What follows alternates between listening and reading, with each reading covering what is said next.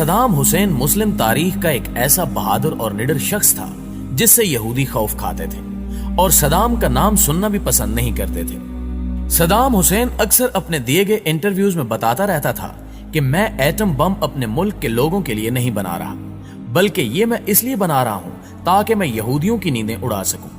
ایک دفعہ Saddam Hussein سے متعلق اسرائیل کے وزیر دفاع نے کہا تھا کہ یہ ایک پاگل شخص ہے جسے نہ تو اپنی فکر ہے اور نہ ہی لوگوں کی۔ صدام حسین کفار کی آنکھ میں آنکھ ملا کر بات کرنے کا عادی تھا، اور جب بھی کوئی یہودی صدام حسین کو سازش کا حصہ بنانا چاہتا تو اسے ہمیشہ ہی منہ کی کھانی پڑتی۔ دوستو، یہی وہ حکمران تھا جو ایک خاتون کی فریاد پر اسرائیل پر چڑھ دوڑا تھا اور اسرائیل کے دارالحکومت پر 40 میزائل داغ دیے تھے۔ ہوا کچھ یوں تھا کہ ایک دفعہ صدام حسین کی لائیو کانفرنس چل رہی تھی کہ اچانک ایک چیختی چلاتی ہوئی عورت اس کے سامنے آ کر کھڑی ہوئی اور صدام حسین کو سخت الفاظ میں مخاطب کرتے ہوئے کہا کہ اسرائیلی فوجیوں نے میری بیٹی کو ریپ کا نشانہ بنا کر قتل کر دیا ہے اور تمہیں یہاں کوئی فکر نہیں ہے، تم عیش و آرام کی زندگی بسر کر رہے ہو اور ادھر ہم پر مظالم کے پہاڑ توڑے جا رہے ہیں۔ اس عورت نے مزید کہا کہ روزانہ ہمارے گھروں سے اسرائیلی فوجی ہم سب کی آنکھوں کے سامنے ہماری بہنوں اور بیٹیوں کو اغوا کر کے لے جاتے ہیں، جن کو بعد میں قتل کر کے پھینک دیا جاتا ہے، اور ہمارے چھوٹے چھوٹے بچوں کو سڑکوں پر گھسیٹ گھسیٹ کر مار دیا جاتا ہے۔ کیا تمہیں ان عورتوں، بوڑھوں اور بچوں کی چیخیں سنائی نہیں دیتی جو روزانہ اسرائیلی فوجیوں کی گولیوں کا نشانہ بنتے ہیں؟ کیا تم سے ان عورتوں، بچوں اور بوڑھوں کی چیخوں کا حساب نہیں لیا جائے گا؟ اس عورت کی یہ باتیں سن کر صدام حسین رونے لگا اور کہا کہ اب اسرائیل کا کوئی بھی شخص صبح کا سورج نہیں دیکھ پائے گا، اور جس طرح یہودیوں نے ہماری ماؤں بہنوں کو رلایا ہے، میں اسی طرح ان کی چیخیں نکلواؤں گا اور ان کو تہس نہس کر کے رکھ دوں گا۔ لہٰذا اس کے فوراً بعد صدام حسین وہاں سے اٹھا اور فوجی قیادت کی ایک میٹنگ بلائی جس میں اس نے اسرائیل پر حملہ کرنے کا حکم جاری کر دیا،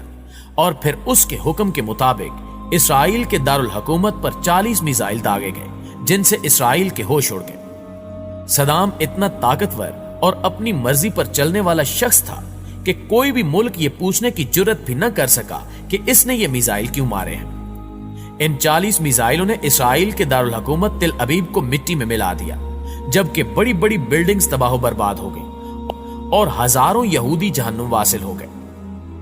مطلب جب یہودی امدادی ٹیمیں اپنے مرنے والے یہودیوں کو اٹھا رہی ہوتی تھیں تو اوپر سے ایک اور میزائل گر پڑتا تھا جو ان کو بھی موت کے منہ میں بھیج دیتا تھا۔ اسی طرح یہ دن یہودیوں کی زندگی کا آخری دن لگ رہا تھا، لہٰذا تمام یہودی چوہوں کی طرح اپنے اپنے گھروں میں چھپ گئے اور مرنے والے یہودیوں کی لاشیں ویسے ہی سڑکوں پر پڑی رہیں جو کتوں کی غذا بنی۔ صدام حسین کے حملوں سے لگتا تھا کہ آج کوئی ایک بھی یہودی بچ نہیں پائے گا، لیکن اللہ کو کچھ اور ہی منظور تھا، اور آخر کار کچھ یہودی ان حملوں سے بچ نکلنے میں کامیاب ہو گئے۔ مگر آج بھی یہودی صدام حسین کو ہٹلر ثانی کا نام دیتے ہیں اور صدام کا نام سنتے ہی تھر تھر کانپنے لگتے ہیں۔ ناظرین گرامی، چونکہ اب یہودی اور دیگر کفار جان چکے تھے کہ اب ہم نے عراق کو ظاہری طور پر چھیڑنے کی کوشش کی تو یہ ہماری نسلیں تباہ و برباد کر دیں گے، لہٰذا یہ اندر ہی اندر عراق اور صدام حسین کے خلاف مختلف سازشوں میں مصروف ہو گئے، اور امریکہ اور اس کے اتحادیوں نے اپنے تحفظ کے لیے عراق پر حملے کا ارادہ بنا لیا۔ اس منصوبے کو بین الاقوامی سطح پر درست ثابت کرنے کے لیے ایک بڑا کھیل کھیلا گیا، اور امریکہ، برطانیہ اور ان کے اتحادیوں نے صدر صدام حسین اور عراقی حکومتوں پر بچوں کے اسپتال پر حملہ کرنے کا الزام عائد کر دیا،